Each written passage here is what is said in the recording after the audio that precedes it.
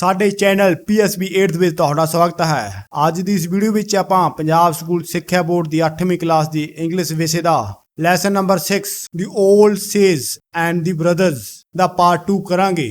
ਇਸ ਤੋਂ ਪਹਿਲਾਂ ਆਪਾਂ ਪਾਰਟ 1 ਵਿੱਚ ਐਕਟੀਵਿਟੀ 1 ਤੋਂ ਲੈ ਕੇ ਐਕਟੀਵਿਟੀ 5 ਤੱਕ ਕਰ ਚੁੱਕੇ ਹਾਂ। ਅੱਜ ਦੀ ਇਸ ਵੀਡੀਓ ਵਿੱਚ ਆਪਾਂ ਐਕਟੀਵਿਟੀ 6 ਤੋਂ ਲੈ ਕੇ ਐਕਟੀਵਿਟੀ 10 ਤੱਕ ਕਰਾਂਗੇ। ਤਾਂ ਚਲੋ ਅੱਜ ਦੀ ਇਸ ਵੀਡੀਓ ਨੂੰ ਸ਼ੁਰੂ ਕਰਦੇ ਹਾਂ। ਐਕਟੀਵਿਟੀ 6 ਕਰਨ ਤੋਂ ਪਹਿਲਾਂ ਸਾਨੂੰ ਵਰਬ ਬਾਰੇ ਕੁਝ ਜਾਣ ਲੈਣਾ ਜ਼ਰੂਰੀ ਹੈ। ਵਰਬਸ ਯਾਨੀ ਕਿਰਿਆਵਾਂ। ਵਰਬਸ ਉਹ ਵਰਡ ਹੁੰਦੇ ਹਨ ਜਿਨ੍ਹਾਂ ਤੋਂ ਆਪਾਂ ਨੂੰ ਕਿਸੇ ਕੰਮ ਹੋਣ ਦਾ ਪਤਾ ਲੱਗਦਾ ਹੈ। ਜਿਵੇਂ ਕਿ ਮੈਂ ਖਾ ਰਿਹਾ ਹਾਂ, ਇੱਥੇ ਖਾਣਾ ਆਪਣੇ ਕੰਮ ਕਰਨ ਬਾਰੇ ਦੱਸ ਰਿਹਾ ਹੈ ਕਿ ਆਪਾਂ ਕਿਹੜਾ ਕੰਮ ਕਰ ਰਹੇ ਹਾਂ। There are two forms of main verb in English। ਅੰਗਰੇਜ਼ੀ ਵਿੱਚ ਦੋ ਤਰ੍ਹਾਂ ਦੀਆਂ ਮੁੱਖ ਵਰਬ ਹੁੰਦੀਆਂ ਹਨ। ਇੱਕ ਨੂੰ ਕਹਿੰਦੇ ਜੀ ਆਪਾਂ finite verbs ਜੋ ਕਿ ਬਦਲਦੀਆਂ ਰਹਿੰਦੀਆਂ ਹਨ, ਤੇ ਦੂਜੀਆਂ ਹਨ non finite verbs ਜੋ ਕਿ ਕਦੇ ਵੀ ਨਹੀਂ ਬਦਲਦੀਆਂ। finite verbs, the finite verbs is the form of the verb। ਜਿਹੜੇ finite verb ਹਨ ਉਹ verb ਦਾ ਉਹ ਰੂਪ ਹਨ which is limited by number, person and tense ਜੋ ਕਿ ਨੰਬਰ, ਪਰਸਨ ਅਤੇ ਟੈਂਸ ਦੇ ਬਦਲ ਨਾਲ ਬਦਲ ਜਾਂਦੀਆਂ ਹਨ। ਫੋਰ ਐਗਜ਼ਾਮਪਲ, ਇੱਥੇ ਆਪਾਂ ਨੂੰ ਇੱਕ ਐਗਜ਼ਾਮਪਲ ਦਿੱਤੀ ਗਈ ਆ I eat an apple daily। ਮੈਂ ਹਰ ਰੋਜ਼ ਸੇਬ ਖਾਂਦਾ ਹਾਂ। ਇੱਥੇ ਜਿਹੜੀ ਆਪਣੀ eat ਆ ਇਹ ਆਪਣੀ ਇੱਕ ਵਰਬ ਹੈਗੀ। She eats an apple daily। ਉਹ ਹਰ ਰੋਜ਼ ਇੱਕ ਸੇਬ ਖਾਂਦੀ ਹੈ। ਹੁਣ ਦੇਖੋ ਜੀ ਇੱਥੇ I ਤੀ, ਹੁਣ ਇੱਥੇ she ਲੱਗ ਗਿਆ। ਇੱਥੇ ਆਪਣੀ ਮੇਨ ਵਰਬ eat ਤੀ, ਹੁਣ ਇੱਥੇ eat ਦੇ ਨਾਲ s ਲੱਗ ਗਈ। ਜੋ ਵੀ he, she, it ਤੇ ਕੋਈ ਥਰਡ ਪਰਸਨ ਹੁੰਦਾ ਉਹਦੇ ਨਾਲ ਆਪਾਂ ਪਹਿਲੀ ਫਾਰਮ ਨਾਲ s ਲਗਾਉਂਦੇ ਆਂਗੇ। ਹੁਣ ਇੱਥੇ ਇਹ ਆਪਣੀ ਵਰਬ ਦੀ ਫਾਰਮ ਚੇਂਜ ਹੋ ਗਈ, ਇਸਨੇ ਆਪਣਾ ਰੂਪ ਚੇਂਜ ਕਰ ਲਿਆ। We eat apples daily। ਅਸੀਂ ਰੋਜ਼ਾਨਾ ਸੇਬ ਖਾਂਦੇ ਹਾਂ। ਹੁਣ ਇੱਥੇ we ਆ ਗਿਆ, ਇਹਦੇ ਨਾਲ ਫੇਰ ਕੱਲੀ eat ਆ ਗਈ, s ਹਟ ਗਈ। We ate an apple yesterday। ਹੁਣ ਇੱਥੇ ਜੀ ਆਪਣਾ ਇਹ ਟੈਂਸ ਬਦਲ ਗਿਆ, ਇਹ ਬਣ ਗਿਆ ਆਪਣਾ past indefinite tense। ਹੁਣ ਇਹਦੇ ਵਿੱਚ ਆਪਾਂ ਵਰਬ ਦੀ ਦੂਜੀ ਫਾਰਮ ਉਪਯੋਗ ਕਰਾਂਗੇ। ਇਹ ਹੁੰਦੀ eat, ate, eaten। ਹੁਣ ਇੱਥੇ ਆਪਾਂ ਦੂਜੀ ਫਾਰਮ ਲਗਾਵਾਂਗੇ We will eat apples tomorrow। ਅਸੀਂ ਕੱਲ ਸੇਬ ਖਾਵਾਂਗੇ। ਹੁਣ ਇੱਥੇ ਬਣ ਗਿਆ ਜੀ ਆਪਣਾ ਫਿਊਚਰ ਇੰਡੈਫੀਨਿਟ ਟੈਂਸ। ਹੁਣ ਇਸ ਟੈਂਸ ਵਿੱਚ ਆਪਾਂ ਵਿਲ ਜਾਂ ਸ਼ੈਲ ਨਾਲ ਪਹਿਲੀ ਫਾਰਮ ਲਾਉਣੇ। ਜਦੋਂ ਆਪਾਂ ਅੱਗੇ ਟੈਂਸ ਕਰਾਂਗੇ ਤੁਹਾਨੂੰ ਇਸ ਬਾਰੇ ਹੋਰ ਅੱਛੀ ਤਰੀਕੇ ਨਾਲ ਪਤਾ ਲੱਗ ਜਾਏਗਾ।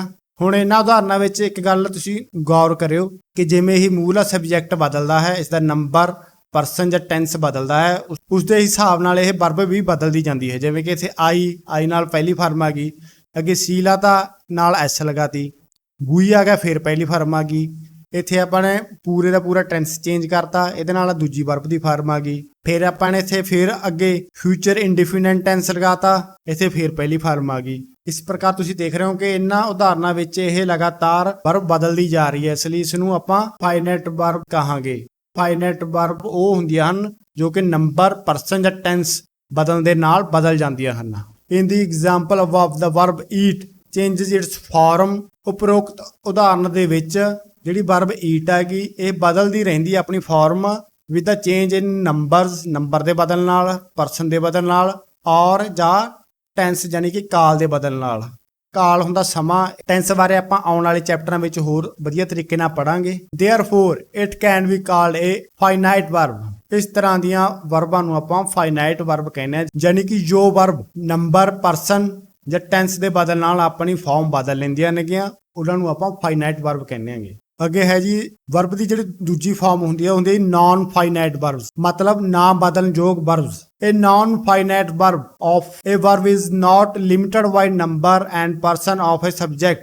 ਜਿਹੜੀਆਂ non-finite verbs ਹੁੰਦੀਆਂ ਨੇ ਆਪਣੀ ਫਾਰਮ ਚੇਂਜ ਕਦੇ ਨਹੀਂ ਕਰਦੀਆਂ, ਚਾਹੇ ਸਬਜੈਕਟ ਵਿੱਚੋਂ ਆਪਣਾ ਨੰਬਰ ਬਦਲ ਜੇ, ਚਾਹੇ ਪਰਸਨ ਬਦਲ ਜੇ। Has no tense, ਚਾਹੇ ਆਪਣਾ ਟੈਂਸ ਪੂਰੇ ਦਾ ਪੂਰਾ ਬਦਲ ਜੇ। ਇਸ ਪ੍ਰਕਾਰ ਦੀਆਂ ਵਰਬਾਂ ਕਦੇ ਨਹੀਂ ਬਦਲਣਗੀਆਂ। Non finite verbs form are typically infinite form with or without to. ਜਿਹੜੀ ਇਹਦੀ ਇਨਫਾਈਨਾਈਟ ਫਾਰਮ ਆ ਗਈ ਉਹ ਜਾਂ ਤਾਂ ਟੂ ਨਾਲ ਆਊਗੀ ਜਾਂ ਬਿਨਾਂ ਟੂ ਤੋਂ ਆਊਗੀ। ਜਿਵੇਂ ਇੱਥੇ ਦੱਸਿਆ ਗਿਆ ਟੂ ਗੋ, ਇੱਥੇ ਜਿਹੜੀ ਗੋ ਆਪਣੀ ਵਰਬ ਦੀ ਫਾਰਮ ਹੈ ਟੂ ਨਾਲ ਆ ਗਈ, ਇੱਥੇ ਗੋ ਕੱਲੀ ਹੈਗੀ, ਵਰਬ ਦੀ ਪਹਿਲੀ ਫਾਰਮ ਆ ਗਈ। ਜਾਂ ਇੰਗ, ਜਾਂ ਆਪਾਂ ਇਹਨਾਂ ਪਿੱਛੇ ਇੰਗ ਲਗਾ ਸਕਦੇ ਹਾਂ, ਜਿਵੇਂ ਗੋਇੰਗ। ਜਾਂ ਥਰਡ ਫਾਰਮ ਜਿਵੇਂ ਗੋਨ, ਗੋ ਦੀ ਵਰਬ ਫਾਰਮ ਹੁੰਦੀ ਹੈ ਗੋ, ਵੈਂਟ, ਗੌਨ। ਜਿਹੜੀ ਗੌਨ ਹੁੰਦੀ ਹੈ ਤੀਜੀ ਵਰਬ ਦੀ ਫਾਰਮ ਹੁੰਦੀ ਹੈਗੀ। ਇਹਨਾਂ ਉਦਾਹਰਨਾਂ ਨੂੰ ਜਾਣਨ ਤੋਂ ਪਹਿਲਾਂ ਆਪਾਂ ਇੱਕ ਚੀਜ਼ ਹੋਰ ਜਾਣ ਲੈਂਦੇ ਆਂਗੇ। ਇੱਕ ਤਾਂ ਆਪਾਂ ਵਾਕ ਵਿੱਚ ਵਰਬ ਦੀ ਵਰਤੋਂ ਕਰਦੇ ਆਂ। ਵਰਬ ਆਪਾਂ ਨੂੰ ਦੱਸਦੀ ਹੈ ਕਿ ਕਿਹੜਾ ਕੰਮ ਹੋ ਰਿਹਾ ਹੈ, ਕੰਮ ਦੇ ਹੋਣ ਬਾਰੇ ਦੱਸ ਰਹੀ ਹੈ। ਜਿਵੇਂ ਕਿ I am playing, ਵੀ ਮੈਂ ਖੇਡ ਰਿਹਾ ਹਾਂ। ਇੱਥੇ ਜੋ ਖੇਡ ਆਗਾ ਉਹ ਕੰਮ ਆਗਾ ਇੱਕ ਜੋ ਆਪਾਂ ਕਰ ਰਹਾਂਗੇ। ਇੱਕ ਹੁੰਦਾ ਨਾਮ ਜੋ ਕਿ ਕਿਸੇ ਚੀਜ਼ ਦਾ ਨਾਮ ਹੁੰਦਾਗਾ, ਇੱਕ ਹੁੰਦਾ ਵਿਸ਼ੇਸ਼ਣ ਜੋ ਕਿ ਨਾਮ ਜਾਂ ਪੜਨਾਮ ਦੀ ਵਿਸ਼ੇਸ਼ਤਾ ਜਾਂ ਗੁਣ ਦੱਸ ਰਿਹਾ ਹੁੰਦਾਗਾ। ਠੀਕ ਹੈ ਜੀ। ਜਿਹੜੀ ਨਾਨ ਫਾਈਨਾਈਟ ਵਰਬ ਹੁੰਦੀਆਂ ਨੇਗੀਆਂ ਇਹ ਵਾਕ ਦੇ ਵਿੱਚ ਵਰਬ ਦੇ ਤੌਰ ਤੇ ਕੰਮ ਨਹੀਂ ਕਰਦੀਆਂ। ਮਤਲਬ ਕਿ ਜੇ ਵਾਕ ਦੇ ਵਿੱਚ ਹੈਗੀਆਂ ਨੇ ਤਾਂ ਆਪਾਂ ਨੂੰ ਕਿਸੇ ਕੰਮ ਹੋਣ ਦੇ ਬਾਰੇ ਨਹੀਂ ਪਤਾ ਲੱਗਣਾ, ਕਿਉਂਕਿ ਜਿਹੜੀ ਇਹ ਨਾਨ ਫਾਈਨਾਈਟ ਵਰਬ ਹੁੰਦੀਆਂ ਨੇਗੀਆਂ ਇਹ ਵਾਕ ਦੇ ਵਿੱਚ ਜਾਂ ਤਾਂ ਇੱਕ ਨਾਮ ਦੇ ਤੌਰ ਤੇ ਕੰਮ ਕਰਨਗੀਆਂ ਜਾਂ ਵਿਸ਼ੇਸ਼ਣ ਦੇ ਤੌਰ ਤੇ ਕੰਮ ਕਰਨਗੀਆਂ, ਜੋ ਕਿ ਕਿਸੇ ਨਾਮ ਜਾਂ ਪੜਨਾਮ ਦੀ ਵਿਸ਼ੇਸ਼ਤਾ ਜਾਂ ਗੁਣ ਦੱਸ ਰਿਹਾ ਹੋਵੇਗਾ। ਇੱਕ ਵਾਰੀ ਆਪਾਂ ਫੇਰ ਰਿਪੀਟ ਕਰ ਲੈਣਾਂਗੇ ਕਿ ਜਿਹੜੀ ਨਾਨ ਫਾਈਨਾਈਟ ਵਰਬ ਨੇਗੀਆਂ ਇਹ ਸੈਂਟੈਂਸ ਦੇ ਵਿੱਚ ਮੇਨ ਵਰਬ ਦੇ ਤੌਰ ਤੇ ਕੰਮ ਨਹੀਂ ਕਰਨਗੀਆਂ, ਮਤਲਬ ਕਿ ਆਪਾਂ ਨੂੰ ਇਸ ਤੋਂ ਸਬਜੈਕਟ ਦੇ ਕੰਮ ਕਰਨ ਬਾਰੇ ਨਹੀਂ ਪਤਾ ਚੱਲੇਗਾ। ਇਹ ਵਾਕ ਦੇ ਵਿੱਚ ਨਾਮ ਜਾਂ ਵਿਸ਼ੇਸ਼ਣ ਦੇ ਤੌਰ ਤੇ ਕੰਮ ਕਰਨਗੀਆਂ। ਉਹ ਆਪਾਂ ਦੇਖਦੇ ਹਾਂ ਕਿ ਕਿਵੇਂ। I want to eat an apple, ਮੈਂ ਇੱਕ ਸੇਬ ਖਾਣਾ ਚਾਹੁੰਦਾ ਹਾਂ। ਇੱਥੇ ਜਿਹੜਾ ਵਾਂਟ ਆ ਇਹ ਆਪਣੀ ਮੇਨ ਵਰਬ ਹੈਗੀ, ਜਿਹੜਾ ਆਪਣਾ ਇੱਥੇ ਟੂ ਈਟ ਆ ਇਹ ਆਪਣੀ ਨਾਨ ਫਾਈਨਾਈਟ ਵਰਬ ਹੈਗੀ। ਜਿਹੜਾ ਵਾਂਟ ਆ ਇਹ ਆਪਾਂ ਨੂੰ ਦੱਸ ਰਿਹਾ ਵੀ ਕੀ ਕੰਮ ਹੋ ਰਿਹਾ ਹੈਗਾ, ਮਤਲਬ ਕਿ ਮੈਂ ਚਾਹ ਰਿਹਾਗਾ, ਮੈਂ ਕੰਮ ਕੀ ਕਰ ਰਿਹਾਗਾ, ਚਾਹ ਰਿਹਾਗਾ। ਤੇ ਆਪਾਂ ਖਾ ਨਹੀਂ ਰਹੇ, ਆਪਾਂ ਸੋਚ ਰਿਹਾਂਗੇ ਇੱਕ ਤਰ੍ਹਾਂ ਦਾ। ਟੂ ਈਟ ਮਤਲਬ ਕਿ ਖਾਣਾ। ਇਸ ਸੈਂਟੈਂਸ ਵਿੱਚ ਆਪਾਂ ਐਪਲ ਖਾ ਨਹੀਂ ਰਹੇ, ਆਪਾਂ ਇੱਕ ਚਾਹ ਰਿਹਾਂਗੇ ਕਿ ਮੈਂ ਸੇਬ ਖਾਣਾ ਚਾਹੁੰਦਾ ਹਾਂ। ਹੁਣ ਅਗਲਾ ਸੈਂਟੈਂਸ ਹੈ she wants to eat an apple। ਹੁਣ ਇੱਥੇ ਦੇਖੋ ਜਿਹੜੀ ਆਪਣੀ ਮੇਨ ਵਰਬ ਆ ਉਹਦੇ ਪਿੱਛੇ ਐਸ ਲੱਗ ਗਿਆ, ਪਰ ਜਿਹੜੀ ਟੂ ਈਟ ਆ ਇਹ ਐਵੇਂ ਰਹੀ, ਉੱਪਰ ਵੀ ਐਵੇਂ ਆ ਤੇ ਹੇਠਾਂ ਵੀ ਐਵੇਂ ਆ। ਅੱਗੇ ਜੀ we want, we ਦੇ ਨਾਲ ਆਪਣਾ ਫੇਰ ਪਹਿਲੀ ਫਾਰਮ ਆ ਗਈ ਤੇ ਟੂ ਈਟ ਉਵੇਂ ਦਾ ਉਵੇਂ ਰਹਿ ਗਿਆ।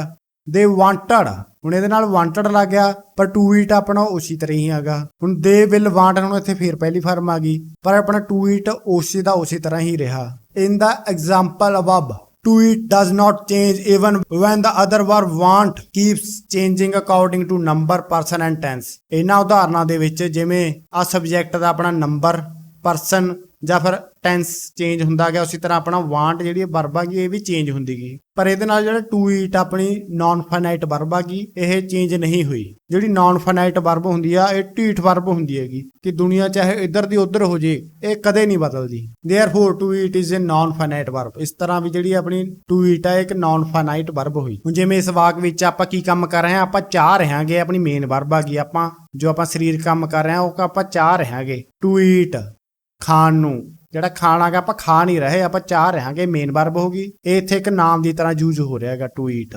Types of non finite verbs, ਜਿਹੜੀਆਂ ਕਿ ਨਾਨ ਫਾਈਨਾਈਟ ਵਰਬ ਹੁੰਦੀਆਂ ਨੇ ਕਈ ਪ੍ਰਕਾਰ ਦੀਆਂ ਹੁੰਦੀਆਂ ਨੇ। There are 3 types of non finite verbs. These are, ਜਿਹੜੀ ਨਾਨ ਫਾਈਨਾਈਟ ਵਰਬ ਨੇ 3 ਪ੍ਰਕਾਰ ਦੀਆਂ ਹੁੰਦੀਆਂ ਹਨ। ਦਾ ਇਨਫਾਈਨਾਈਟ, ਦੀ ਜੈਰੈਂਡ, ਦੀ ਪਾਰਟੀਸਿਪਲ। ਇਹ 3 ਪ੍ਰਕਾਰ ਦੀਆਂ ਹੁੰਦੀਆਂ ਨੇ ਜੀ, ਇਹ ਯਾਦ ਕਰ ਲਿਓ। ਅੱਗੇ ਦਾ ਚਾਰਟ ਦਿੱਤਾ ਗਿਆ ਹੋਇਆ ਹੈ। ਆਪਣੀ ਪਹਿਲਾਂ ਨਾਨ ਫਾਈਨਾਈਟ ਆ ਗਈ, ਇਹ 3 ਪ੍ਰਕਾਰ ਦੇ ਹੁੰਦੇ ਨੇ, ਇਨਫਾਈਨਾਈਟ, ਜੈਰੈਂਡ ਤੇ ਪਾਰਟੀਸਿਪਲ। ਅੱਗੇ ਜਿਹੜੀ ਇਨਫਾਈਨਾਈਟ ਆ ਇਹ 2 ਤਰ੍ਹਾਂ ਦੀ ਹੁੰਦੀ ਆ। ਇੱਕ ਦੇ ਵਿੱਚ ਆਪਾਂ ਫਸਟ ਫਾਰਮ ਲਾਵਾਂਗੇ ਵਰਬ ਦੀ, ਜਿਹੜਾ ਦੂਜਾ ਪ੍ਰਕਾਰ ਹੋਊ ਉਹਦੇ ਵਿੱਚ ਆਪਾਂ ਟੂ ਪਲੱਸ ਵਰਬ ਦੀ ਫਸਟ ਫਾਰਮ ਲਾਵਾਂਗੇ, ਇਹਨੂੰ ਕਹਾਂਗੇ ਟੂ ਇਨਫਾਈਨਾਈਟ। ਜਿਹੜਾ ਜੈਰੈਂਡ ਆ ਉਹ 1 ਪ੍ਰਕਾਰ ਦਾ ਹੁੰਦਾ, ਵਰਬ ਦੀ ਫਸਟ ਫਾਰਮ ਪਲੱਸ ਇੰਗ। ਜਿਹੜਾ ਪਾਰਟੀਸਿਪਲ ਹੁੰਦਾ ਇਹ 3 ਪ੍ਰਕਾਰ ਦਾ ਹੁੰਦਾ ਜੀ।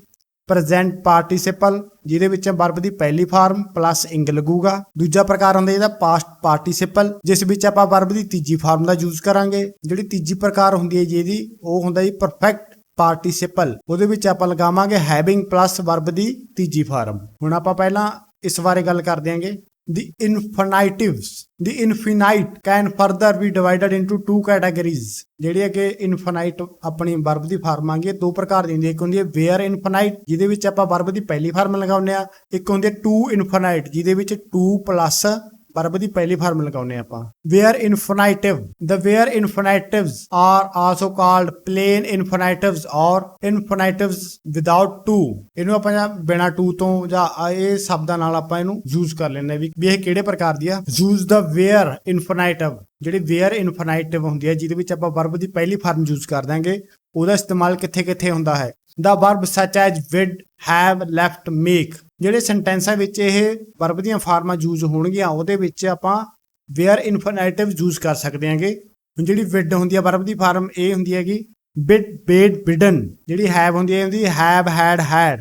ਲੈਫਟ ਬਣਦੀ ਹੈ ਜੀ ਆਪਣੀ ਲੀਵ, ਲੈਫਟ, ਲੈਫਟ। ਮੇਕ ਹੁੰਦੀ ਮੇਕ, ਮੇਡ, ਮੇਡ। ਸੈਂਟੈਂਸ ਵਿੱਚ ਇਹ ਕੋਈ ਵੀ ਵਰਬ ਦੀ ਫਾਰਮ ਆ ਸਕਦੀ ਹੈ, ਪਹਿਲੀ, ਦੂਜੀ, ਤੀਜੀ, ਪਰੰਤੂ ਇਹਦੀ ਕੋਈ ਵੀ ਵਰਬ ਫਾਰਮ ਆ ਸਕਦੀ ਕਿਉਂਕਿ ਇਹ ਇੱਕ ਆਪਣੀ ਫਾਈਨਾਈਟ ਵਰਬ ਆ। ਇਹਦੇ ਨਾਲ ਆਪਾਂ ਨਾਨ ਫਾਈਨਾਈਟ ਵਰਬ ਕਿਹੜੀ ਲਗਾਵਾਂਗੇ, ਆਪਣੀ ਵੇਅਰ ਇਨਫਾਈਨਾਈਟ, ਜਿਹਦੇ ਵਿੱਚ ਆਪਾਂ ਵਰਬ ਦੀ ਪਹਿਲੀ ਫਾਰਮ ਲਗਾਵਾਂਗੇ। ਜਿਵੇਂ ਆਪਾਂ ਉਦਾਹਰਨ ਦੇਖਦੇ ਹਾਂ, ਦ ਟੀਚਰ ਮੇਡ ਦੀ ਸਟੂਡੈਂਟ ਰਿਪੀਟ ਦ ਲੈਸਨ। ਹੁਣ ਜਿਹੜੀ ਇੱਥੇ ਮੇਡ ਆ ਗਈ ਇਹ ਇਸ ਦੀ ਦੂਜੀ ਫਾਰਮ ਆ ਗਈ ਮੇਡ, ਤੇ ਇਹਦੇ ਨਾਲ ਆਪਣੇ ਜਿਹੜੀ ਰਿਪੀਟ ਆ ਗਿਆ ਵਰਬ ਦੀ ਫਾਰਮ, ਇਹਦਾ ਆਪਾਂ ਨੇ ਵਰਬ ਦੀ ਪਹਿਲੀ ਫਾਰਮ ਲਗਾ ਦਿੱਤੀ। ਇਹ ਤੇ ਇਹ ਬਣ ਗਿਆ ਆਪਣੀ ਵੇਅਰ ਇਨਫਾਈਨਾਈਟਿਵ। ਅਗੇਂਗਾ ਹੀ ਵੇਡ ਮੀ ਰਾਈਟ ਐਨ ਐਸੇ। ਆਪਣੇ ਇੱਥੇ ਮੇਨ ਵਰਬ ਦੇਖੀ ਜੋ ਕਿ ਵਿਡ ਦੀ ਦੂਜੀ ਵਰਬ ਦੀ ਫਾਰਮ ਆ ਗਈ, ਤੇ ਇਹਦੇ ਨਾਲ ਆਪਣੇ ਜਿਹੜੇ ਰਾਈਟ ਆ ਇਹ ਵਰਬ ਦੀ ਪਹਿਲੀ ਫਾਰਮ ਲਗਾਈ ਹੈਗੀ। ਅਗੇਂਗਾ he didn't let me enter the room, ਇੱਥੇ ਵੀ ਆਪਾਂ ਨੇ ਵਰਬ ਦੀ ਪਹਿਲੀ ਫਾਰਮ ਲਗਾਈ ਹੈ ਕਿਉਂਕਿ with the auxiliaries ਜਿਹੜੇ ਆਪਣੇ auxiliaries ਕਿਹੜੇ ਹੁੰਦੇ ਨੇ, will, would, shall, should, can, could, do, must, may etc।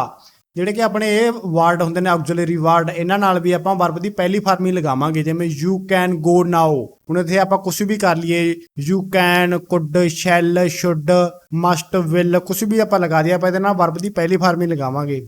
You shall know your result tomorrow. Again with auxiliaries need and dare, the where infinitive is used primarily in interrogative ਪ੍ਰਸ਼ਨਵਾਚਕ and negative sentence। for example ਜਿਹੜੇ auxiliary ਵਾਲੇ ਆਪਣੇ sentence ਨੇ ਉਹਨਾਂ ਵਿੱਚ ਆਪਾਂ need ਤੇ dare ਨੂੰ interrogative ਜਾਂ negative sentence ਬਣਾਉਣ ਲਈ ਯੂਜ਼ ਕਰ ਦਿਆਂਗੇ, ਉਦੋਂ ਵੀ ਆਪਣੀ ਵਰਬ ਦੀ ਪਹਿਲੀ ਫਾਰਮ ਹੀ ਲੱਗੂਗੀ। ਜਿਵੇਂ ਇੱਥੇ ਆਪਾਂ ਨੇ dare ਦਾ ਯੂਜ਼ ਕੀਤਾ ਹੈ, dare you go into the forest at night, ਕੀ ਤੁਸੀਂ ਰਾਤ ਨੂੰ ਜੰਗਲ ਵਿੱਚ ਜਾਣ ਦੀ ਹਿੰਮਤ ਕਰਦੇ ਹੋ।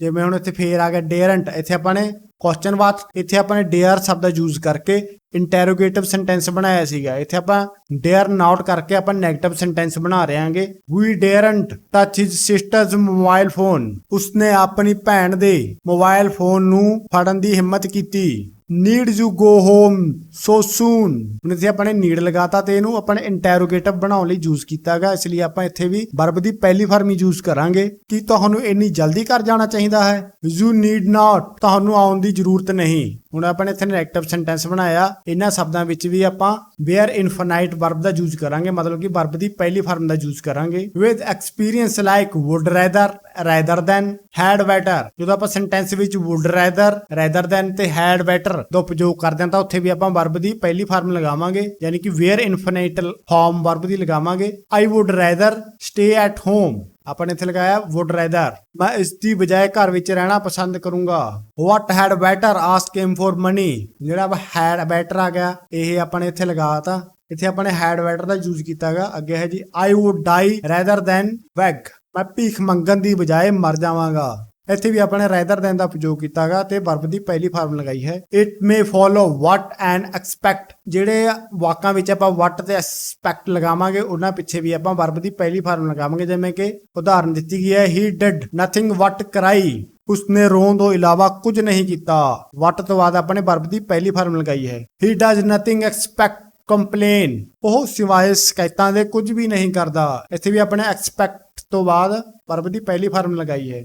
with a question denoting suggestion or advice, ਕੋਈ ਸਲਾਹ ਦੇਣੀ, and winging with why and why not, ਜਿਹੜੇ ਸੈਂਟੈਂਸ why ਅਤੇ why not ਤੋਂ ਸ਼ੁਰੂ ਹੋ ਰਹੇ ਹਨ ਅਤੇ ਕੋਈ ਸੁਜੈਸ਼ਨ ਜਾਂ ਐਡਵਾਈਸ ਦੇ ਰਹੇ ਹਨ ਉਹਨਾਂ ਵਿੱਚ ਵੀ ਆਪਾਂ where infinite verb ਯੂਜ਼ ਕਰਾਂਗੇ। why make such a noise over a small matter, ਛੋਟੀ ਜੀ ਗੱਲ ਤੇ ਅਜਿਹਾ ਰੌਲਾ ਕਿਉਂ ਪਾਉਂਦੇ ਹੋ, ਇੱਥੇ ਵੀ ਆਪਾਂ ਨੇ make ਪਹਿਲੀ ਵਰਬ ਦੀ ਫਾਰਮ ਲਗਾਈਏ। why not take your brother with you, ਆਪਣੇ ਭਰਾ ਨੂੰ ਨਾਲ ਲੈ ਕੇ ਕਿਉਂ ਨਹੀਂ ਜਾਂਦੇ, ਇੱਥੇ ਵੀ ਆਪਾਂ ਨੇ ਵਰਬ ਦੀ ਪਹਿਲੀ ਫਾਰਮ ਹੀ ਲਗਾਈ ਆ। ਇਸ ਦੀ ਦੂਜੀ ਕੈਟਾਗਰੀ ਹੁੰਦੀ ਹੈ ਆਪਣੀ ਟੂ ਇਨਫਿਨਾਈਟ, ਜਿਹਦੇ ਵਿੱਚ ਆਪਾਂ ਵਰਬ ਦੀ ਪਹਿਲੀ ਫਾਰਮ ਤੋਂ ਪਹਿਲਾਂ ਟੂ ਦਾ ਇਸਤੇਮਾਲ ਕਰਦੇ ਹਾਂ। ਹੁਣ ਆਪਾਂ ਦੇਖਦੇ ਹਾਂ ਕਿ ਇਹ ਆਪਾਂ ਕਿੱਥੇ ਯੂਜ਼ ਕਰਦੇ ਹਾਂਗੇ। The to infinite is used in many sentence construction, often express the purpose of something or someone opinion about something, ਜਦੋਂ ਆਪਾਂ ਕਿਸੇ ਪ੍ਰਤੀ ਕੋਈ ਓਪੀਨੀਅਨ ਰੱਖ ਦਿਆਂਗੇ ਉੱਥੇ ਆਪਾਂ ਟੂ ਇਨਫਿਨਾਈਟ ਦਾ ਯੂਜ਼ ਕਰ ਦਿਆਂਗੇ। ਇਹ ਜਿਹੜੀ ਪਹਿਲੀ ਟੂ ਪਲੱਸ ਵਰਬ ਦੀ ਪਹਿਲੀ ਫਾਰਮ ਯਾਨੀ ਕਿ ਟੂ ਇਨਫਿਨਾਈਟ ਵਰਬ ਹੈਗੀ ਉਹ ਐਜ਼ ਏ ਨਾਉਨ ਕਿੱਥੇ ਯੂਜ਼ ਹੁੰਦੀ ਹੈ, ਜਦੋਂ ਆਪਾਂ ਉਹਨੂੰ ਵਾਕ ਦੇ ਪਹਿਲੇ ਹੀ ਯੂਜ਼ ਕਰ ਲੈਂਦੇ ਹੈਗੇ। To speak efficiently need a lot of practice, ਇੱਥੇ ਸਬਜੈਕਟ ਦੇ ਵਿੱਚ ਯੂਜ਼ ਹੋਈ ਹੈਗੀ। ਪ੍ਰਭਾਵਸ਼ਾਲੀ ਢੰਗ ਨਾਲ ਬੋਲਣ ਲਈ ਬਹੁਤ ਅਭਿਆਸ ਦੀ ਜ਼ਰੂਰਤ ਹੈ। ਟੂ ਇਰ ਇਜ਼ ਹਿਊਮਨ, ਇਰ ਹੁੰਦੀ ਹੈ ਗਲਤੀ, ਮਨੁੱਖ ਗਲਤੀਆਂ ਦਾ ਪੁਤਲਾ ਹੈ, ਇਸੇ ਆਪਾਂ ਨੇ ਸਬਜੈਕਟ ਦੇ ਤੌਰ ਤੇ ਬਦਲਿਆ ਹੈਗਾ। To criticize others is an easy job, ਇੱਥੇ ਵੀ ਆਪਾਂ ਨੇ ਇਸ ਨੂੰ ਸਬਜੈਕਟ ਦੇ ਤੌਰ ਤੇ ਵਰਤਿਆ ਹੈ। ਵੀ ਲਾਈਕਸ ਟੂ ਪਲੇ ਕ੍ਰਿਕਟ, ਹੁਣ ਇਹਦੇ ਵਿੱਚ ਜਿਹੜੇ ਟੂ ਪਲੇ ਆ ਇਹ ਆਪਣੀ ਆਬਜੈਕਟ ਦੇ ਤੌਰ ਤੇ ਵਰਤਿਆ ਗਿਆ ਇਹਦੇ ਵਿੱਚ, ਕਿਉਂਕਿ ਇੱਥੇ ਸਬਜੈਕਟ ਆਪਣਾ ਹੀ। ਟੂ ਪਲੇ ਇੱਥੇ ਆਪਣਾ ਫੇਸ ਸਬਜੈਕਟ ਦੇ ਤੌਰ ਤੇ ਵਰਤਿਆ ਗਿਆ। With fire is a very risky game, ਅੱਗ ਨਾਲ ਖੇਡਣਾ ਇੱਕ ਖਤਰੇ ਵਾਲਾ ਕੰਮ ਹੈ। ਮਾਈ ਡਿਊਟੀ ਇਜ਼ ਟੂ ਸਰਵ, ਇਹ ਆਪਣੀ ਟੂ ਇਨਫਿਨਾਈਟ ਵਰਬ ਆ ਗਈ। ਮਾਈ ਕੰਟਰੀ ਇੱਥੇ ਜਿਹੜਾ ਆਪਣਾ ਕੰਪਲੀਮੈਂਟ ਜੋੜ ਰਿਹਾ ਹੈਗਾ ਵਰਬ ਦੇ ਨਾਲ। It is easier to preach then a practice ਤੇ ਅਗਲਾ ਚੀਜ਼ ਹੈ ਜੀ ਆਪਣੀ as adverb to modify verb and adjective ਜਦੋਂ ਇਹ ਇੱਕ adverb ਜਾਂ ਇੱਕ adjective ਦੇ ਤੌਰ ਤੇ ਯੂਜ਼ ਕੀਤਾ ਜਾਂਦਾ we go to school to learn ਅਸੀਂ ਸਕੂਲ ਸਿੱਖਣ ਜਾਂਦੇ ਹਾਂ। ਹੁਣ ਆਪਾਂ ਨੂੰ ਇਹ go ਬਾਰੇ ਦੱਸ ਰਿਹਾ ਕਿ ਆਪਾਂ ਕਿਉਂ ਜਾਂਦੇ ਹਾਂ, ਸਿੱਖਣ ਜਾਂਦੇ ਹਾਂ। ਇੱਥੇ ਆਪਣੀ ਇਹ ਵਰਬ ਆ ਜੋ ਆਪਣੇ go ਬਾਰੇ ਹੋਰ ਦੱਸ ਰਹੀ ਹੈ। she is hard to please ਇੱਥੇ ਜਿਹੜਾ ਆਪਣਾ to infinite ਹੈਗਾ ਇਹ ਇੱਕ ਐਡਜੈਕਟਿਵ ਦੇ ਤੌਰ ਤੇ ਯੂਜ਼ ਕੀਤਾ ਜਾ ਰਿਹਾ ਹੈਗਾ। ਅਗਲਾ ਹੈ add adjective to qualifying nouns ਕਈ ਵਾਕਾਂ ਵਿੱਚ ਇਸ ਦੀ ਵਰਤੋਂ ਨਾਉਨ ਨੂੰ ਕੁਆਲੀਫਾਈ ਯਾਨੀ ਕਿ ਇੱਕ ਐਡਜੈਕਟਿਵ ਦੇ ਤੌਰ ਤੇ ਕੀਤੀ ਜਾਂਦੀ ਹੈ, ਜਿਵੇਂ ਕਿ it was a match to remember ਇਹ ਇੱਕ ਯਾਦ ਰੱਖਣ ਵਾਲਾ ਮੈਚ ਸੀ। ਇੱਥੇ ਮੈਚ ਨੂੰ ਕੁਆਲੀਫਾਈ ਕਰਦਾ ਯਾਨੀ ਕਿ ਇੱਕ ਐਡਜੈਕਟਿਵ ਦੇ ਤੌਰ ਤੇ ਇੱਥੇ ਵਰਤਿਆ ਗਿਆ ਹੈ। As object complement we advised me to keep quiet ਇੱਥੇ ਜਿਹੜਾ ਟੂ ਕੀਪ ਹੈਗਾ ਇੱਥੇ ਇੱਕ ਆਬਜੈਕਟ ਦੇ ਤੌਰ ਤੇ ਵਰਤਿਆ ਗਿਆ। I advised him to accept the offer ਇੱਥੇ ਵੀ ਆਪਣਾ ਇਹ ਇੱਕ ਆਬਜੈਕਟ ਦੇ ਤੌਰ ਤੇ ਵਰਤਿਆ ਗਿਆ। ਟੂ ਮਤਲਬ ਕਿ ਇਹ ਹੁੰਦਾ ਬਹੁਤ ਜ਼ਿਆਦਾ ਪਲੱਸ ਐਡਜੈਕਟਿਵ ਜਾਂ ਐਡਵਰਬ ਹੋਊਗੀ, ਉਸ ਤੋਂ ਬਾਅਦ ਆਪਣੀ ਇਨਫਾਈਨਾਈਟ ਵਰਬ ਹੋਊਗੀ, ਜਿਵੇਂ he is too weak to walk ਯਾਨੀ ਕਿ ਇੱਥੇ ਪਹਿਲਾਂ ਆਪਣਾ ਟੂ ਆ ਗਿਆ, ਫਿਰ ਆਪਣਾ ਐਡਜੈਕਟਿਵ ਆ ਗਿਆ ਆਪਣਾ, ਉਸ ਤੋਂ ਬਾਅਦ ਇਹ ਭਾਗ ਆਪਣਾ ਐਡਜੈਕਟਿਵ ਜਾਂ ਐਡਵਰਬ ਦਾ ਆਊਗਾ, ਉਸ ਤੋਂ ਬਾਅਦ ਆਪਣਾ ਆਊਗਾ ਟੂ ਇਨਫਾਈਨਾਈਟ ਵਰਬ। ਉਹ ਤੁਰਨ ਲਈ ਬਹੁਤ ਕਮਜ਼ੋਰ ਹੈ। Mona is too young to understand this to ਆ ਗਿਆ, ਫਿਰ ਆਪਣਾ ਐਡਜੈਕਟਿਵ ਆ ਗਿਆ, ਫਿਰ ਆਪਣੀ ਨਾਨ ਇਨਫਾਈਨਾਈਟ ਵਰਬ ਆ ਗਈ। ਮੋਨਾ ਇਸ ਗੱਲ ਨੂੰ ਸਮਝਣ ਲਈ ਬਹੁਤ ਛੋਟੀ ਹੈ। They worked too slowly to achieve the target ਮਤਲਬ ਕਿ ਟੂ ਆ ਗਿਆ ਬਹੁਤ ਜ਼ਿਆਦਾ ਤੇ ਸਲੋਲੀ ਆਪਣਾ ਐਡਵਰਬ ਆ ਗਿਆ, ਇੱਥੇ ਆਪਣਾ ਟੂ ਇਨਫਾਈਨਾਈਟ ਵਰਬ ਆ ਗਈ ਟੂ ਅਚੀਵ। ਉਹਨਾਂ ਨੇ ਟੀਚਾ ਪ੍ਰਾਪਤ ਕਰਨ ਲਈ ਬਹੁਤ ਹੌਲੀ ਕੰਮ ਕੀਤਾ। ਅੱਗੇ ਹੀ ਹੈਗਾ ਆਪਣਾ ਇਨਫ ਪਲੱਸ ਇਨਫਾਈਨਾਈਟ ਮਤਲਬ ਕਿ ਕਈ ਵਾਕਾਂ ਵਿੱਚ ਆਪਾਂ ਇਨਫ ਮਤਲਬ ਕਿ ਕਾਫੀ ਪਲੱਸ ਇਹ ਲਗਾਵਾਂਗੇ। We enough money to pay the bill ਉਸ ਕੋਲ ਬਿੱਲ ਦਾ ਭੁਗਤਾਨ ਕਰਨ ਲਈ ਕਾਫੀ ਪੈਸੇ ਹਨ ਯਾਨੀ ਕਿ ਇਨਫ ਆ ਗਿਆ, ਇਹਦੇ ਨਾਲ ਆਪਾਂ ਨੇ ਟੂ ਇਨਫਾਈਨਾਈਟ ਲਗਾ ਦਿੱਤਾ। He is kind enough to help you ਉਹ ਤੁਹਾਡੀ ਮਦਦ ਕਰਨ ਲਈ ਕਾਫੀ ਦਿਆਲੂ ਹੈ। Activity 6 pick out infinite in the following sentence and underline them ਆਪਣੇ ਇਹਨਾਂ ਵਿੱਚੋਂ ਇਨਫਾਈਨਾਈਟ ਵਰਡ ਨੂੰ ਚੱਕਣਾ ਹੈ ਤੇ ਉਹਦੇ ਹੇਠਾਂ ਅੰਡਰਲਾਈਨ ਲਗਾਉਣੀ ਹੈ, ਜਿਵੇਂ ਕਿ ਇਹਦੇ ਵਿੱਚ ਹੈ ਆਈ ਸਾ ਹਿਮ ਟੂ ਗੋ ਜਿਹੜਾ ਸਾ ਹੈ ਇੱਥੇ ਆਪਣੀ ਇੱਕ ਮੁੱਖ ਵਰਬ ਹੈ ਤੇ ਜਿਹੜਾ ਗੋ ਹੈ ਇਹ ਆਪਣੀ ਇੱਕ ਵੇਅਰ ਇਨਫਾਈਨਾਈਟ ਹੈ, ਇਸ ਲਈ ਆਪਣਾ ਗੋ ਹੋ ਗਿਆ ਇਨਫਾਈਨਾਈਟਿਵ। ਹੀ ਪ੍ਰੋਮਿਸਡ ਟੂ ਕਮ ਜਿਹੜਾ ਪ੍ਰੋਮਿਸਡ ਆ ਇਹ ਆਪਣੀ ਇੱਕ ਮੇਨ ਵਰਬ ਹੈਗੀ ਜੋ ਬਦਲਦੀ ਰਹਿੰਦੀ ਹੈਗੀ ਯਾਨੀ ਕਿ ਫਾਈਨਾਈਟ ਵਰਬ, ਤੇ ਜਿਹੜਾ ਟੂ ਕਮ ਆ ਇਹ ਆਪਣਾ ਹੋ ਗਿਆ ਇੱਕ ਟੂ ਇਨਫਾਈਨਾਈਟਿਵ ਵਰਬ ਯਾਨੀ ਕਿ ਨਾਨ ਇਨਫਾਈਨਾਈਟਿਵ ਦੇ ਵਰਬ ਵਿੱਚ ਜੋ ਆ ਰਹੀ ਹੈ ਕਿ ਟੂ ਇਨਫਾਈਨਾਈਟਿਵ ਉਹ ਹੈ ਆਪਣੀ। ਟੂ ਫੋਰਗਿਵ ਇਜ਼ ਡਿਫਿਕਲਟੀ ਇੱਥੇ ਦੇਖੋ ਟੂ ਇਨਫਾਈਨਾਈਟਿਵ ਆਪਣੀ ਮੇਨ ਸਬਜੈਕਟ ਦੇ ਤੌਰ ਤੇ ਵਰਤਿਆ ਗਿਆ, ਇਸ ਲਈ ਆਪਣੀ ਹੋਗੀ ਇੱਕ to infinitive verb. I watched her dance ਜਿਹੜਾ ਵਾਚਡ ਆ ਇਹ ਆਪਣਾ ਇੱਕ ਮੁੱਖ ਵਰਬ ਆ ਤੇ ਜਿਹੜੀ ਡਾਂਸ ਹੈਗੀ ਇਹ ਵਰਬ ਦੀ ਪਹਿਲੀ ਫਾਰਮ ਆ ਯਾਨੀ ਕਿ ਇੱਕ ਵੇਅਰ ਇਨਫਿਨਿਟਿਵ ਹੈਗੀ। It is bad to cheat your family ਜਿਹੜੀ ਆਪਣੇ ਇਥੇ ਟੂ ਚੀਟ ਆ ਗਈ ਇਹ ਆਪਣੀ ਇੱਕ ਟੂ ਇਨਫਾਈਨਾਈਟਿਵ ਵਰਬ ਆ ਗਈ। Activity 7 fill in the blanks with appropriate non infinite verb ਖਾਲੀ ਥਾਵਾਂ ਵਿੱਚ ਢੁਕਵੀਂ ਨਾਨ ਇਨਫਾਈਨਾਈਟਿਵ ਫਾਰਮ ਭਰੋ। ਯੂ ਆਊਟ ਅਪ ਅਰਲੀਅਰ ਇਹਦੇ ਵਿੱਚ ਆਪਾਂ ਲਗਾਵਾਂਗੇ ਟੂ ਗੈਟ ਅੱਗੇ ਇਟ ਇਜ਼ ਈਜ਼ੀ ਮਿਸਟੇਕ ਇਹਦੇ ਵਿੱਚ ਲਗਾਵਾਂਗੇ ਆਪਾਂ to make. He made me the lesson ਇਹਦੇ ਵਿੱਚ ਲਗਾਵਾਂਗੇ ਆਪਾਂ ਰਿਪੀਟ। ਯੂ ਨੀਡਡ ਨਾਟ ਆ ਗਿਆ ਇਸ ਲਈ ਆਪਾਂ ਇੱਥੇ ਆਪਾਂ ਵਰਬ ਦੀ ਪਹਿਲੀ ਫਾਰਮ ਲਗਾਵਾਂਗੇ ਸੇ। Would you like in my car ਇੱਥੇ ਲਗਾਵਾਂਗੇ ਆਪਾਂ to come. He will be able very soon ਇੱਥੇ ਲਗਾਵਾਂਗੇ ਆਪਾਂ to swim. Activity 8 combine the following pairs of sentence into one sentence using to ਤੇ enough plus infinite ਯਾਨੀ ਕਿ ਆਪਣੇ ਉਹ ਸੈਂਟੈਂਸ ਕਰਨੇ ਜਿਨ੍ਹਾਂ ਵਿੱਚ ਆਪਾਂ to ਤੇ enough ਲਗਾਉਂਦੇ ਆਂਗੇ, ਇਹਨਾਂ ਵਿੱਚ ਚੁੱਕ ਲਗਾਉਂਦੇ ਆ ਪਲੱਸ ਆਪਾਂ infinite verb ਲਗਾਉਂਦੇ ਸੀ। You are very young you cannot have a gun ਤੁਸੀਂ ਬਹੁਤ ਛੋਟੇ ਹੋ ਤੁਹਾਡੇ ਕੋਲ ਬੰਦੂਕ ਨਹੀਂ ਹੋ ਸਕਦੀ। ਇਹਨੂੰ ਆਪਾਂ ਲਿਖਾਂਗੇ ਕਿ ਤੁਸੀਂ ਬੰਦੂਕ ਰੱਖਣ ਲਈ ਬਹੁਤ ਛੋਟੇ ਹੋ। You are too young to have a gun ਤੁਸੀਂ ਬੰਦੂਕ ਰੱਖਣ ਲਈ ਬਹੁਤ ਛੋਟੇ ਹੋ। He is very ill ਉਹ ਬਹੁਤ ਬਿਮਾਰ ਹੈ। He can't to eat anything ਉਹ ਕੁਝ ਨਹੀਂ ਖਾ ਸਕਦਾ। ਹੁਣ ਆਪਾਂ ਇਹਨੂੰ ਕਿਵੇਂ ਕਹਿ ਸਕਦੇ ਹਾਂ ਕਿ ਉਹ ਇੰਨਾ ਬਿਮਾਰ ਹੈ ਕਿ ਕੁਝ ਵੀ ਨਹੀਂ ਖਾ ਸਕਦਾ। ਇਹਨੂੰ ਆਪਾਂ ਲਿਖਾਂਗੇ He is too ill to eat anything। ਹੁਣ ਜਿਹੜਾ ਆਪਣਾ ਇੱਥੇ to ਆਗਾ ਇਹਦਾ ਬਹੁਤ ਜ਼ਿਆਦਾ। ਹੁਣ ਇੱਥੇ ਜਿਹੜਾ ਹੈਗਾ ਆਪਣੇ to eat ਇਹ ਆਪਣੀ ਇੱਕ to infinitive verb ਯੂਜ਼ ਕੀਤੀ ਹੈਗੀ। ਇਹਦੇ ਵਿੱਚ ਵੀ ਆਪਾਂ ਨੇ to have ਇੱਕ infinitive verb ਯੂਜ਼ ਕੀਤੀ ਹੈਗੀ। Mickey was very foolish he told lies to the police Mickey ਬਹੁਤ ਮੂਰਖ ਸੀ ਉਸਨੇ ਪੁਲਿਸ ਨੂੰ ਝੂਠ ਬੋਲਿਆ। ਹੁਣ ਇਹਨੂੰ ਆਪਾਂ ਬਣਾਵਾਂਗੇ Mickey was foolish enough to tell the lies to the police. ਹੁਣ ਆਪਾਂ ਨੇ ਇੱਥੇ ਇਨਫ ਦਾ ਵੀ ਯੂਜ਼ ਕੀਤਾ ਤੇ ਟੂ ਟੈਲ ਯਾਨੀ ਕਿ ਟੂ ਇਨਫਿਨਾਈਟਿਵ ਵਰਬ ਦਾ ਵੀ ਯੂਜ਼ ਕੀਤਾਗਾ। ਮਿੱਕੀ ਪੁਲਿਸ ਨੂੰ ਝੂਠ ਬੋਲਣ ਲਈ ਕਾਫੀ ਮੂਰਖ ਸੀ।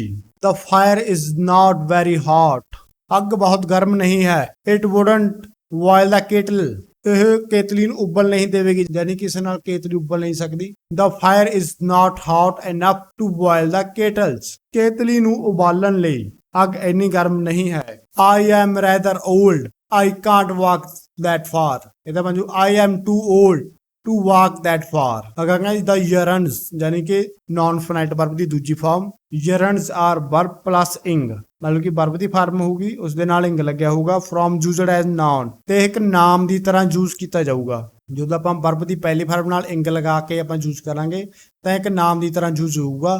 ਦੇ can be used in the following ways as a subject, ਜਾਂ ਤਾਂ ਮਤਲਬ ਕਿ ਮੂਹਰੇ ਲੱਗਿਆ ਉਸ ਸਬਜੈਕਟ ਦੇ ਤੌਰ ਤੇ। ਆਫਟਰ ਪ੍ਰੈਪੋਜੀਸ਼ਨ, ਜੇ ਕੋਈ ਪ੍ਰੈਪੋਜੀਸ਼ਨ ਆਊਗੀ ਉਹਨਾਂ ਦੇ ਪਿੱਛੇ ਲੱਗਿਆ ਹੋਊਗਾ। ਆਫਟਰ ਸਰਟੇਨ ਵਰਬਸ, ਜਾਂ ਕਿਸੇ ਖਾਸ ਵਰਬ ਦੇ ਪਿੱਛੇ ਲੱਗਿਆ ਹੋਊਗਾ। ਇਨ ਨਾਨ ਕੰਪੋਨੈਂਟਸ, ਜਾਂ ਇਹਨਾਂ ਦੇ ਵਿੱਚ ਲੱਗਿਆ ਹੋਊਗਾ। Reading the following sentence, swimming is a good exercise, ਤੈਰਨਾ ਇੱਕ ਚੰਗੀ ਕਸਰਤ ਹੈ। The word swimming is a form of the verb swim, ਜਿਹੜੀ ਸਵੀਮਿੰਗ ਆ ਇਹ ਸਵਿਮ ਜਿਹੜਾ ਆਪਣੀ ਵਰਬ ਦੀ ਫਾਰਮ ਆਗੀ ਇਹਦਾ ਇੱਕ ਰੂਪ ਆ। ਬਾਈ ਐਡਿੰਗ ਇੰਗ, ਆਪਣੇ ਇਹਦੇ ਵਿੱਚ ਇੰਗ ਲਗਾਤਾ, ਸਵਿਮ ਦੇ ਵਿੱਚ ਇੰਗ ਲਗਾਤਾ ਤੇ ਸਵੀਮਿੰਗ ਬਣ ਗਿਆ। It therefore appear to be a verb, ਇਹ ਆਪਾਂ ਨੂੰ ਇੱਕ ਵਰਬ ਦੇ ਤੌਰ ਤੇ ਆਪਾਂ ਨੂੰ ਲੱਗ ਰਹੀ ਆ। The verb swimming is the name of an action, ਜਿਹੜੀ ਇੱਥੇ ਸਵੀਮਿੰਗ ਆ ਇੱਕ ਐਕਸ਼ਨ ਦਾ ਨਾਮ ਹੈ, ਯਾਨੀ ਕਿ ਜਿਹੜੀ ਇੱਥੇ ਸਵੀਮਿੰਗ ਆ ਸਬਜੈਕਟ ਵਿੱਚ ਲੱਗੀ ਹੋਈ ਆ ਇੱਕ ਨਾਮ ਦੇ ਤੌਰ ਤੇ ਵਰਤੀ ਜਾ ਰਹੀ ਆ। ਕੋਈ ਬੰਦਾ ਤੈਰ ਰਿਹਾਗਾ, ਉਹ ਉੱਥੇ ਕੰਮ ਕਰ ਰਿਹਾ ਤੈਰਨ ਦਾ, ਉੱਥੇ ਉਹ ਇੱਕ ਵਰਬ ਹੋ ਗਈ। ਸਵਿਮ ਉੱਥੇ ਇੱਕ ਵਰਬ ਹੋ ਗਈ, ਪਰ ਆਪਾਂ ਕਹਦੇ ਵੀ swimming is a good exercise, ਵੀ ਤੈਰਨਾ ਇੱਕ ਚੰਗੀ ਕਸਰਤ ਹੈ। ਹੁਣ ਇੱਥੇ ਜਿਹੜੀ ਸਵੀਮਿੰਗ ਆ ਇਹ ਇੱਕ ਨਾਮ ਦੇ ਤੌਰ ਤੇ ਵਰਤੀ ਜਾ ਰਹੀ ਹੈ। ਇੱਥੇ ਕੋਈ ਤੈਰ ਨਹੀਂ ਰਿਹਾ ਬਲਕਿ ਇੱਥੇ ਆਪਾਂ ਤੈਰਨਾ ਇੱਕ ਨਾਮ ਦੇ ਤੌਰ ਤੇ ਵਰਤ ਰਹਾਂਗੇ। And also the subject of the sentence, ਅਤੇ ਵਾਕ ਦਾ ਸਬਜੈਕਟ ਹੈ।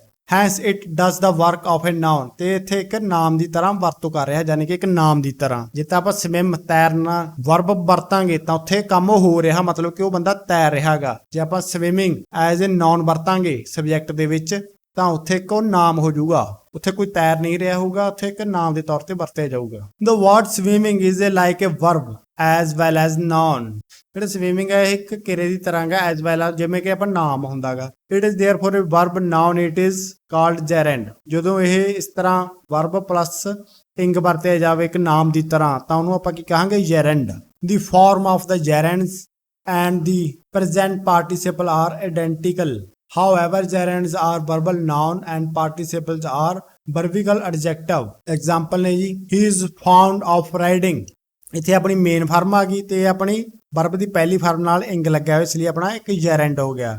Riding along the road he saw a porcupine, ਹੁਣ ਜਿਹੜੇ ਇੱਥੇ ਆਪਣਾ ਇੱਕ ਸਬਜੈਕਟ ਦੇ ਤੌਰ ਤੇ ਵਰਤਿਆ ਗਿਆ, ਵਰਬ ਦੀ ਪਹਿਲੀ ਫਾਰਮ ਪਲੱਸ ਇੰਗ ਇੱਥੇ ਇੱਕ ਸਬਜੈਕਟ ਦੇ ਤੌਰ ਤੇ ਵਰਤਿਆ ਗਿਆ ਤੇ ਬਣ ਜਾਊਗਾ ਆਪਣਾ present ਪਾਰਟੀਸਿਪਲ।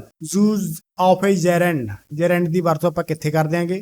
The subject of a verb, ਕਿਸੇ ਵਰਬ ਦੇ ਸਬਜੈਕਟ ਦੇ ਤੌਰ ਤੇ, ਯਾਨੀ ਕਿ ਅੱਗੇ ਸੀਇੰਗ ਇਜ਼ ਬਲੀਵਿੰਗ, ਹੁਣ ਇੱਥੇ ਵਿੱਚ ਇਹ ਆਪਣਾ ਆ ਗਿਆ gerund। collecting stamps is his hobby, ਹੁਣ ਇੱਥੇ ਵੀ ਆਪਣਾ ਜੋ collecting ਆ ਗਿਆ ਇੱਕ ਸਬਜੈਕਟ ਦੇ ਤੌਰ ਤੇ ਵਰਤਿਆ ਗਿਆ।